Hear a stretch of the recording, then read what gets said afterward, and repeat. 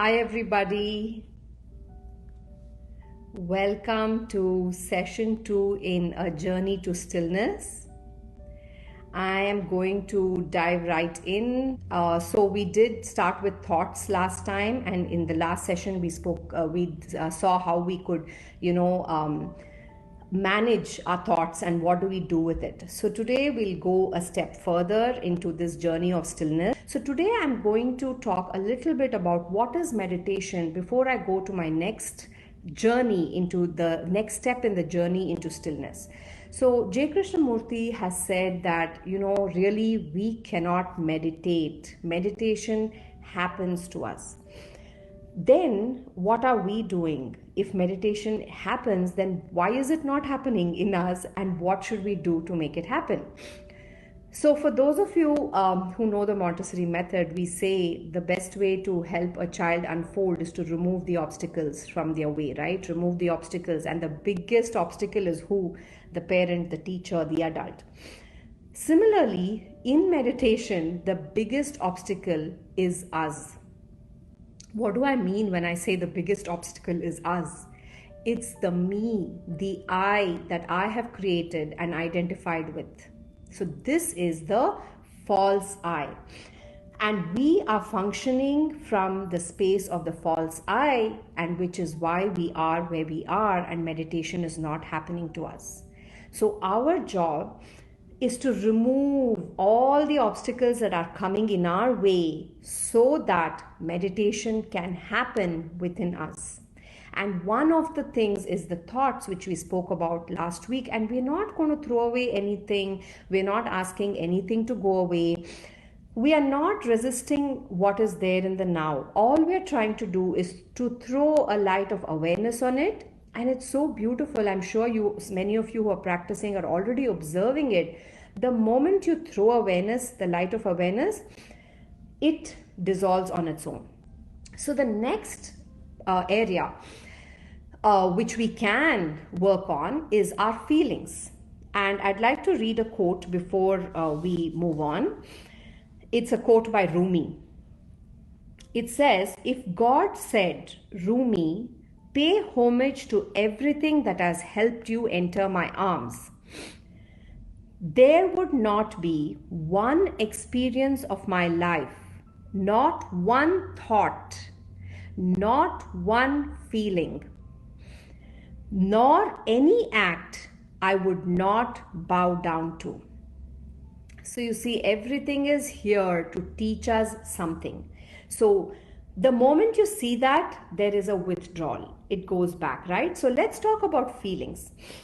The feelings that we've been talking about, and I've been telling this, is sit with it, sit with it, sit with it. But what have we been doing and what have we conditioned to do is to suppress it.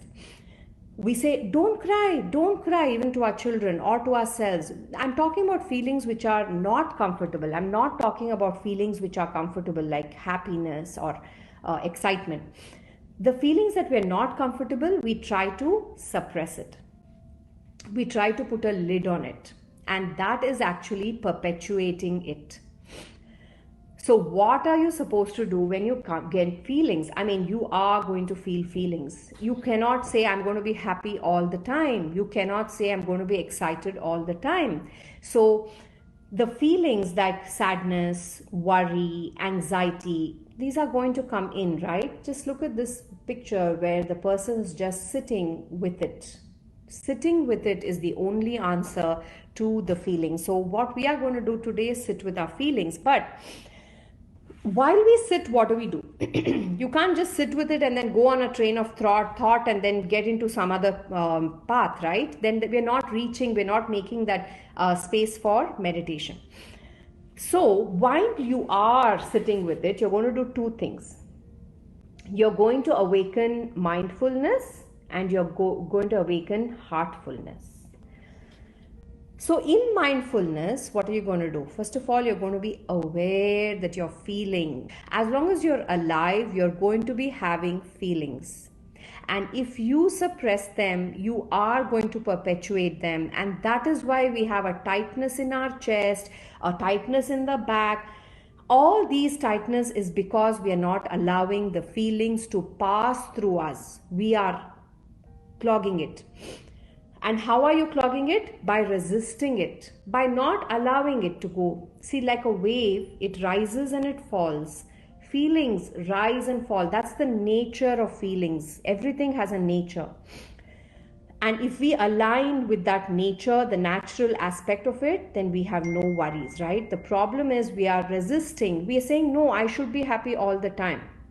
Imagine, I've caught myself like a million times asking my daughters, are you happy? Are you happy? And I'm like, now I feel like, okay, why should they be happy all the time? And our asking others, are you happy? And not being okay with them being sad is our problem. It's not their problem. So being happy, being okay with happy, okay with unhappiness is what is the game. And especially with young children, I think there's such an important skill to teach them how to feel their feelings. How do we sit with the feelings? Once you become aware through meditation, you know when it's rising, it's coming, you know it, you feel it in your body. Once you get in and you're there, you awaken mindfulness. You become aware. Then you understand what's happening. Remember last week we spoke feelings. Where is the source of the feelings? It's your thoughts. Where is the source of your thoughts? It's your belief systems. We are going to talk about belief systems in our next session. I just wanted to save it because it's a little bit kind of a radical thinking. So I thought I'll save it for the later session. But where do these arise from? The belief systems. Your feeling is arising from a thought.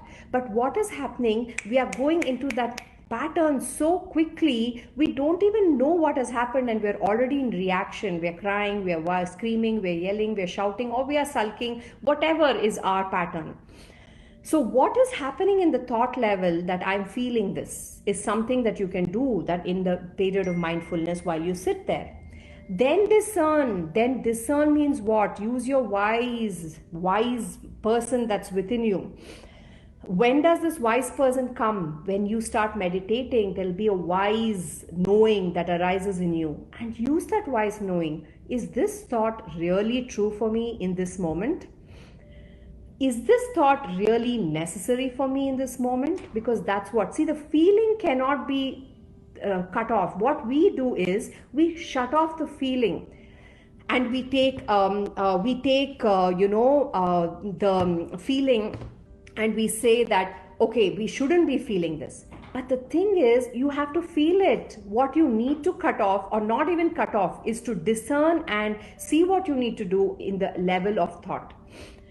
While you're sitting with it, this is what you're doing, okay? You're aware, you're finding out what's happening, and you're discerning.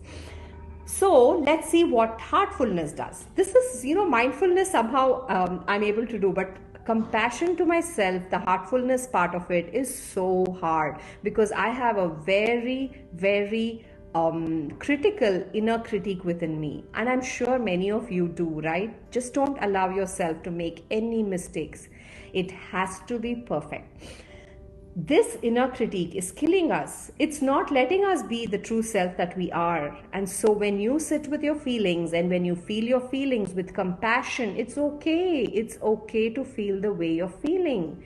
That is the compassion part of the heartfulness you're going to get. Then you regard it with tenderness. You hold it, you sit there, allow it, move, go where you want, just be. Understanding this for ourselves is what makes us be here in the now. What is showing up for you right now in this moment is your truth. So when you do this and you start sitting with your feelings, feeling the feelings, you will notice that you are not controlling the feelings. They're coming, they're going, they're coming, they're going. Just one time you watch how they come and they go, and you will realize they're not here to stay. The fear is that we may always be sad. There's no need to worry. The worry is the false self. That is the ego part of us that wants to show the world, look at me, I'm so happy. That's what it is. So when I catch myself in any of these phases when I'm feeling, and that feeling is not what the world says is the way to feel, I start saying, no, I need to change it. Maybe I need to put a smile on my face. Maybe I need to tell a joke. Some of us hide behind jokes, It's true, we hide behind jokes, and that's still hiding the feeling. So, hiding the feeling, pushing the feeling, or removing the feeling is not the agenda. The agenda is to feel the feeling. I want to read to you a passage from the book Awakened Family. So, let's see. This is about feelings, okay? The truth is that feelings can be experienced only from a deep and silent place within us.